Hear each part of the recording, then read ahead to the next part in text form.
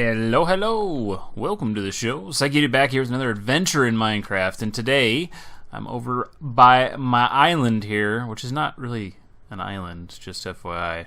It's all connected. It's a big area.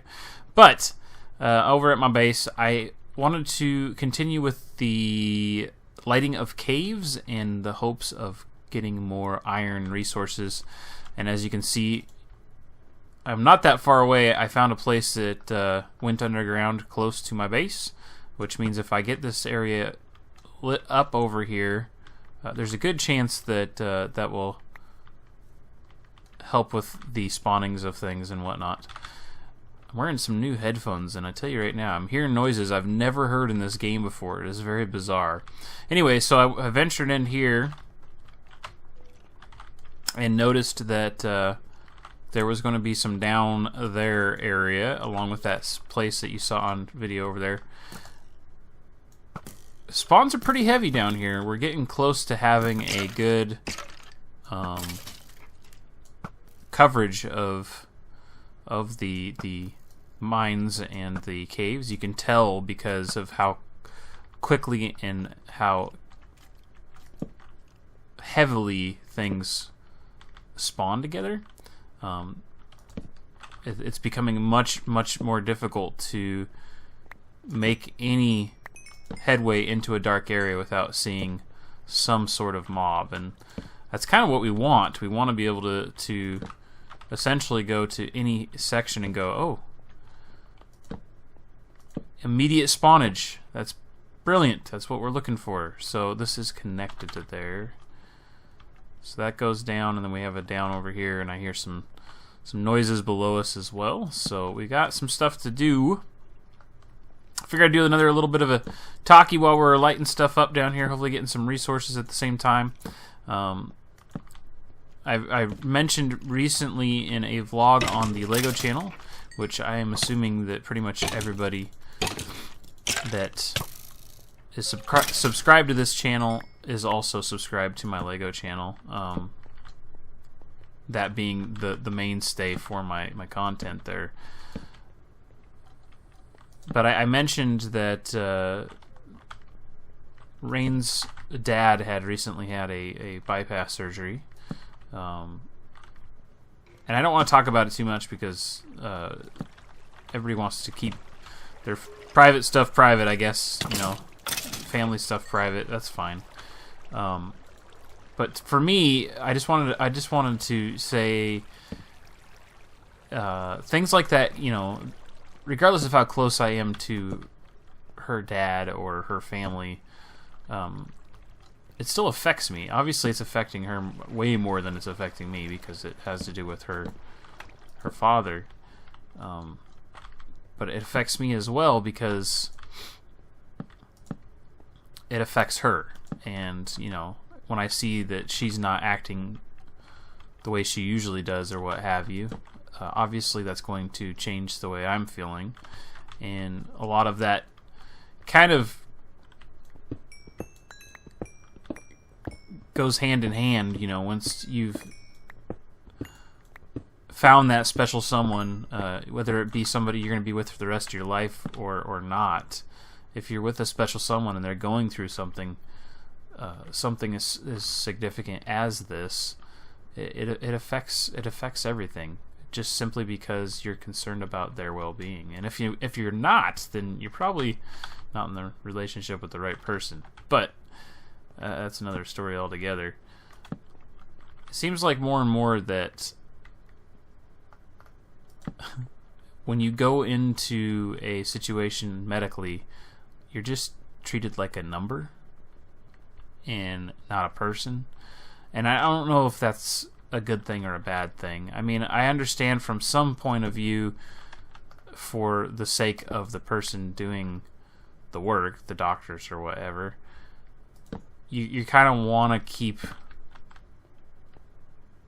the personal thought process out of it, because the more you potentially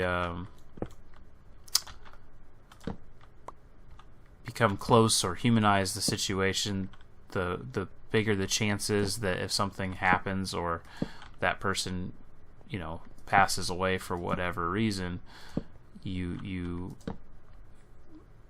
will then have an emotional tie/issue. But to me, it seems like you would want to kind of have a relationship like that with your physician or with your doctor of any kind. Like, you want to have a relationship that builds trust within the person, and you feel like they're actually going to care whether or not you're getting the help or the medicine or whatever that you actually need. You know what I mean? Like, so if you get a common cold, no big deal, right? They'll be like, oh, you have a common cold, it's no big deal. Just get plenty of rest and fluids, type of thing. But most people don't really go to the doctor for common colds. I mean, you more or less have to be a hypochondriac in order for that to be the case. And those kind of people, doctors understand that they're special in their own way. So if that's the case, that's one thing, something different altogether, right? But at the same time, if you have a patient that has a certain medical need or requirement, and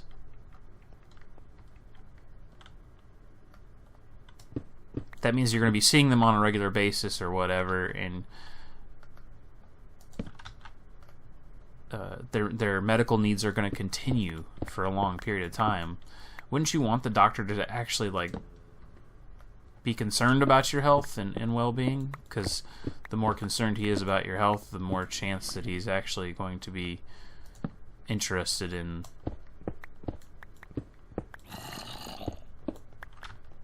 the outcome of your day-to-day or what have you. I'm really close to something, but I'm assuming it's that other one there. I don't know. Just a thought. Just a random thought on that. I don't understand why the medical field has become what it has. I think more so is because there's too many people that need medical help and not enough people that are willing to do the work is the biggest thing, I'm sure. And along with that, you have this situation where in order to meet the needs of everybody who requires the doctor for one reason or another, you potentially don't have the time to really get to know them in any way, shape, or form.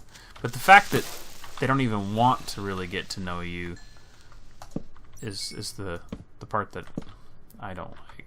Like, they mainstream medicine, even locally here at the place where we go for the majority of our stuff, the wife and kid and I. And my son's doctor was actually my doctor when I was a kid. So he's getting up there in age. But oh my gosh, butternut squash! I tell you, I don't know. That was an interesting thing to call something, right? When we first went in there to see him, it was a very old school, geez Louise experience where you felt like you were getting a little bit hands-on. He would ask,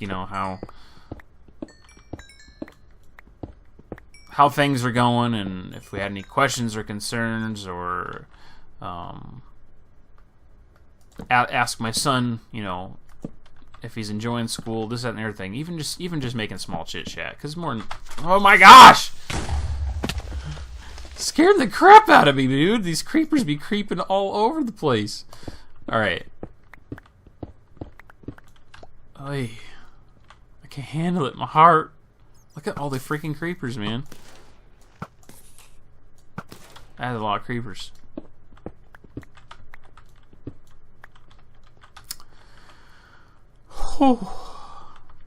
So, the last time we went in there, it was like in and out. You get there when you're supposed to be getting there. You wait 15 minutes in the lobby. You wait another 15 minutes in the room. Comes in, does a little quick check. Everything looks fine. Out the door. And I would say that that's, you know, that could just be a rare thing. Maybe he was busy that day. Maybe there's a lot of people to go see. Maybe they overbooked. Maybe there's some colds going on in the area. So, you know, a lot of people want to try to get in and see him. We'll pass that off. Well, then my wife goes this next go-round, and she says that the same thing basically happened. So they've kind of mainstreamed, quote-unquote, everything. They have these computer systems in place and reader boards and everything else to verify that this patient has been seen or what patient is being seen currently. It's almost like numbers. You know, it's like cattle call. Number 5. Number 5. And to me, it just seems so wrong and impersonal. I don't know why I have such an issue with it, because a medical thing doesn't need to be personal per se, but to me, for some reason, I feel like it should be.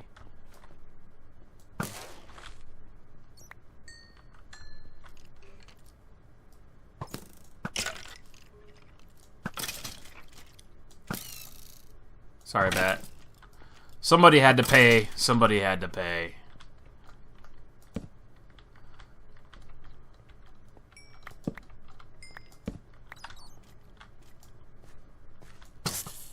Holy cow.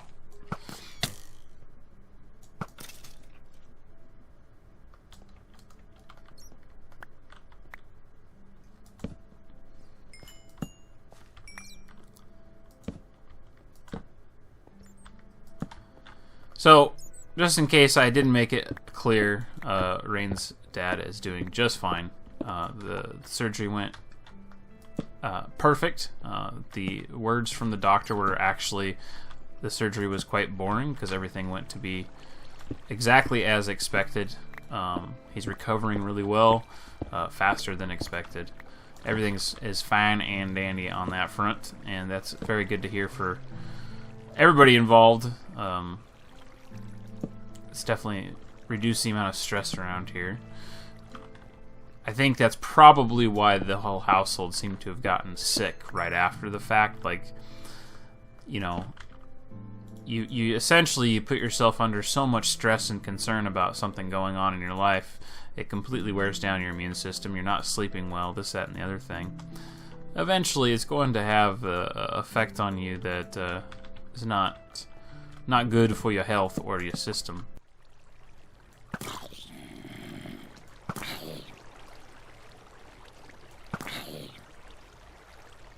I was like, he's gone! He just disappeared forever. There we go. Also, very interested to know how many people out there are playing Fallout 4. I personally haven't started playing the game yet. I'm holding off specifically till after Christmas because I always pretty much don't buy the games in the November rush unless it's an FPS, and I haven't played FPSs in a very long time. But for me, if you go out and buy the games you want that come out in the November rush, then you've pretty much eliminated a good chunk of items for people to purchase for you for the holidays, especially if you are an avid gamer. That means that more than likely the majority of what you'd be interested in getting as a gift or purchasing yourself is going to be games, and then you go and purchase them all. Well, that doesn't leave too much of an option for the people that are really desperately trying to find something that they know you'll like. And I make an exception for the first-person shooters because I'm very much a believer in the idea that if you don't start playing them as soon as they release, you should probably not bother. It's very much a situation where in order to be competitive with your CODs or your battlefields and that kind of thing, you need to get in on the ground floor of them. I feel like I should be able to go up here and... Aha, there they are.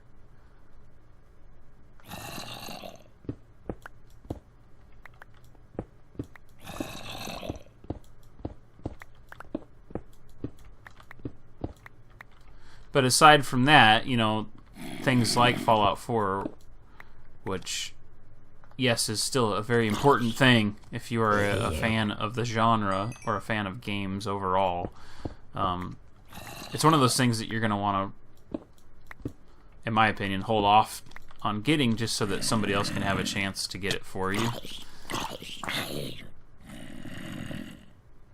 And I don't know if he survived or not, but... It doesn't matter anymore, he's gone. Ha ha ha. So, instead of doing the Fallout 4 thing, which the reason why I brought it up is because I also think it's weird that everybody's streaming it and recording it for YouTube.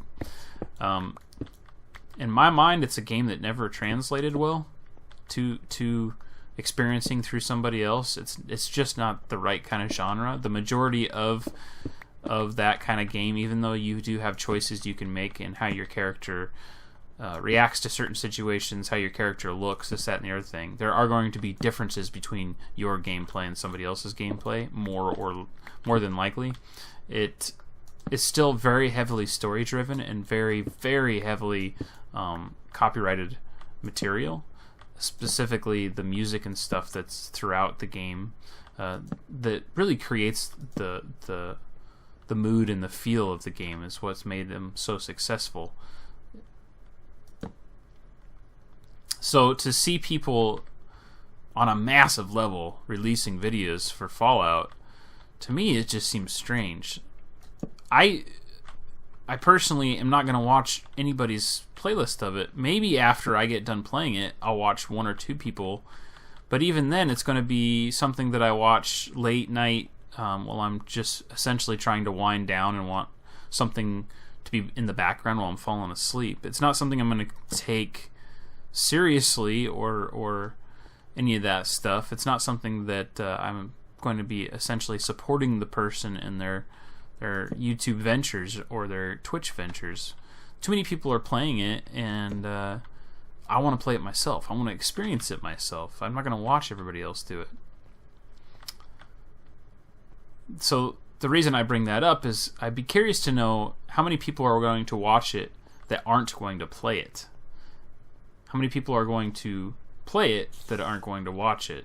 And how many people are playing it and watching it? Because in my mind, those things are...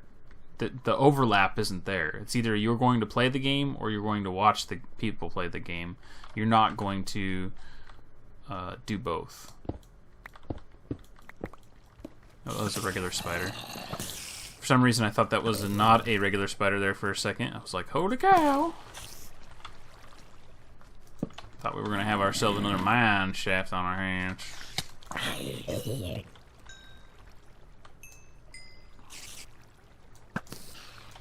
Okay.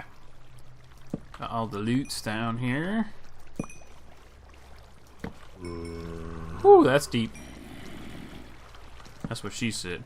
Oh, snap.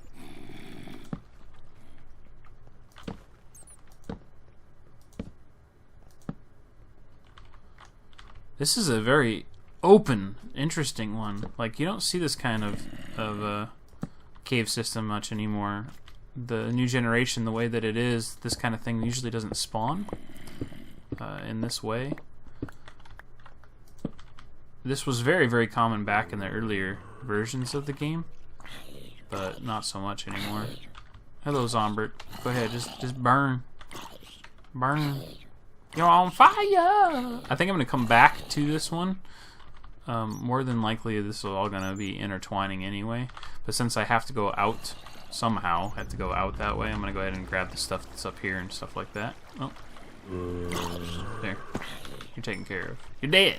You're dead!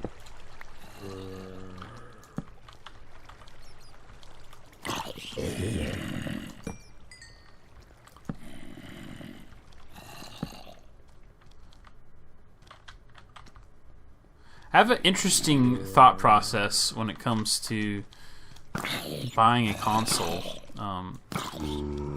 It's kind of funny because it's essentially playing right into what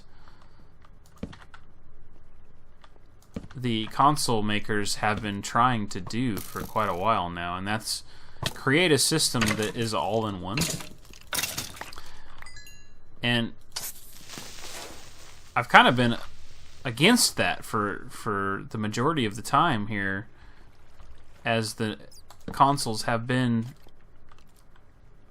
around. It's always been that they should be a dedicated thing. They should be dedicated to one thing, and that's creating a great platform for really good video games.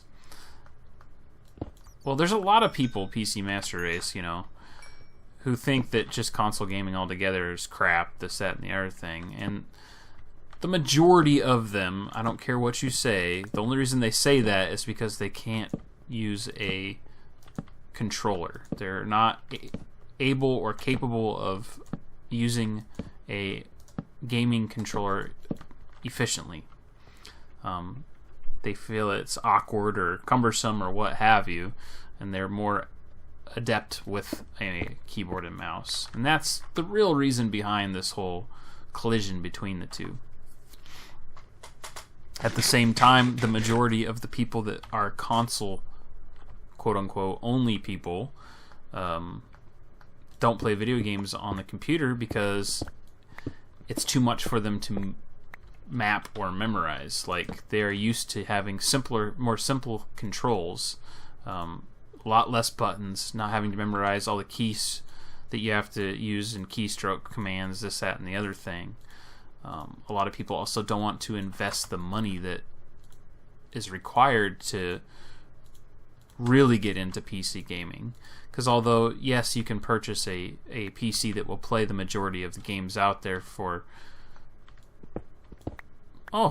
probably right around the same price as consoles these days, if you get a full-fledged console with multiple controllers and all that stuff, you can get a computer, a desktop computer, or a tower for right around the $500 mark that will do you just fine. But most people feel they need to invest more than that, and also are not comfortable with building their own PC. I'm going to hold on to those if I can for a while. And I think that's the real reason, you know, there's a tear between the two communities or whatever. But then you have people like myself that are... Ooh, I didn't mean to keep that on me. Oops. You have people like myself that are both. I enjoy both PC gaming and console gaming, and they both have benefits and drawbacks as far as I'm concerned. The benefits to consoles, much more fun to play first-person shooters. It's much more even playing field because the controls are so simple, and you don't have a lot of modifications that you can do to settings in your mouse and keyboard bindings and all that stuff. Pretty much everybody has to play with the same equipment. You're playing on consoles that are all the same speed. You're playing with more or less the same controllers and configurations. The only real differences are internet connection. So it really evens out everybody, as far as I'm concerned, on hardware. So then it's really about your capabilities at that point. The other part of that is... Okay, that zombie's going to come after me. The other part of it about that is specifically Xbox on this, but I'm pretty sure PlayStation's is fairly well made and figured out at this point, is the way that everything is integrated through the system. So you have your ability to chat, you have your friends list set up, you have the easy way to get in and out of selecting what kind of game you want to play, who you want to play it with. the voice chats work really, really well. All these things are already in place, and you don't have to worry about going through all the rigmarole of setting everything up and figuring out what does or doesn't work for your setup and system. This is a very common situation, an issue for PC gamers, where it seems like you're always trying to get everybody set up and be able to use Skype or Ventrilo or any of those other things. And always this one person has some kind of hardware issue or software issue that's causing them grief within that system. So you'll try another system, and then it screws somebody else's system up. It's just a constant struggle to get everybody into a situation where everything is working for everyone as it should, or on the same scale. Along with that, the availability to cheat is always going to be around, whether you're playing on a console, whether you're playing on a PC, it doesn't matter. There is, however, a much, much bigger chance of somebody cheating on a PC versus a console. Consoles tend to be harder to hack. It's not like you can just download something from somebody on the internet and suddenly have a hack working for you. Bugs in games and stuff like that tend to get people banned much easier in the console versions versus the PC versions. Although I would say that the PC versions tend to get those things fixed much more often than the console versions, so that nobody can actually use them. So it's like a back and forth, a constant back and forth of what would be better suited for what situation. I always loved, and I know I've talked about this one before, the argument that the reason why mouse and keyboard people and controller people aren't playing the same game, they don't just have one massive thing with everybody in it type of thing, has always been said that keyboards and mice are just so much easier to use, specifically in FPS. That means you're going to have a much better advantage at the game over a controller. And it may be easier to use. It definitely is easier to calibrate to your liking, because, like I said, there's just less you can change on a console and its controller. But somebody who's really good at using a controller, I'm sorry, I just absolutely disagree that it's going to be more competitive, it's going to be a benefit to the mouse and keyboard guy. If you get some people that actually do competitive gaming for FPS via controllers, you're going to be in a different world of pain. And it doesn't matter your level of play. As far as I'm concerned, it doesn't matter your level of play with a keyboard and mouse. You can be in the top 10% of your game. I think the top 10% of a console guy that's used to using a controller is still going to womp on you. It's funny because for the longest time they used this whole, they don't even have to have auto aim. There's no such thing as auto aim on a keyboard and mouse, and that's like a mandatory thing on a console. Everybody uses auto aim, and it's all set up that way because otherwise you couldn't hit anything. Well, the majority of the games I played had ability to turn auto aim off, and I always did because it screwed me up. It would pull my targets away from things that I wanted. This more so came into play specifically for situations with sniping or longer shots in general.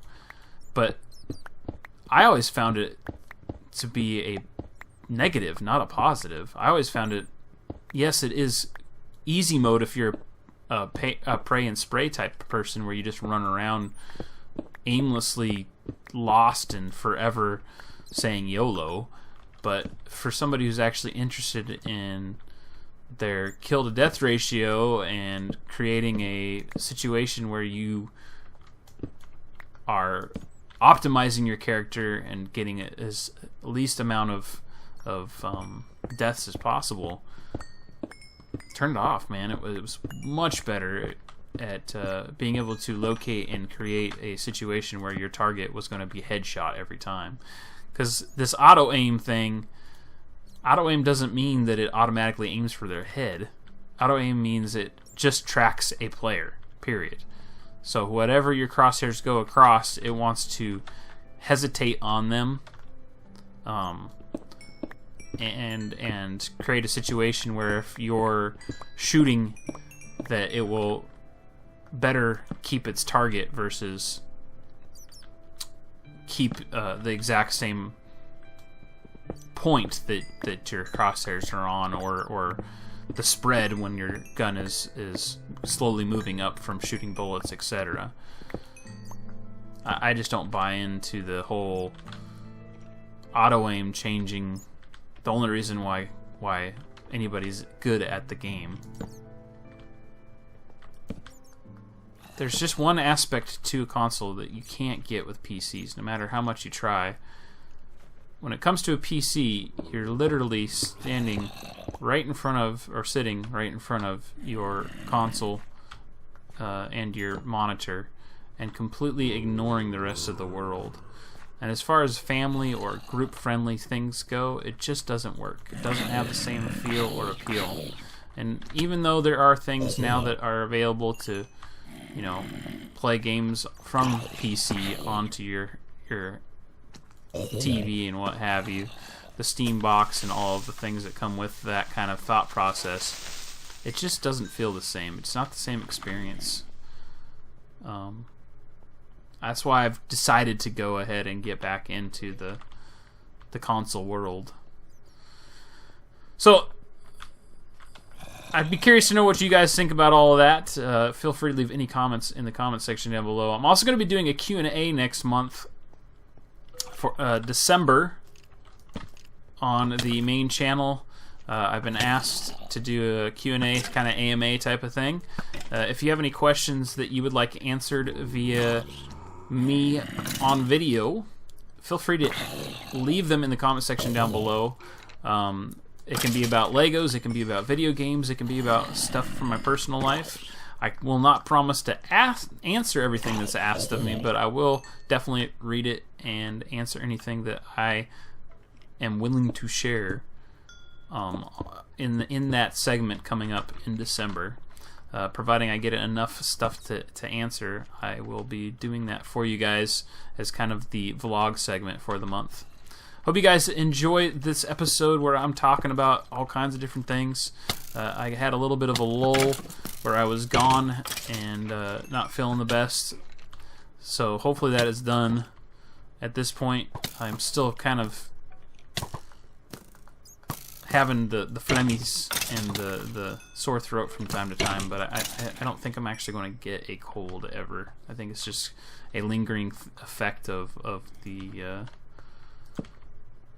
all the storm fronts and what have you that we've had this year. As usual, folks, thanks for watching. Don't forget that like and subscribe if you enjoy my videos, and I hope to see you here for another adventure in Minecraft as we continue to create, explore, and talk about all things. I'll see you next time.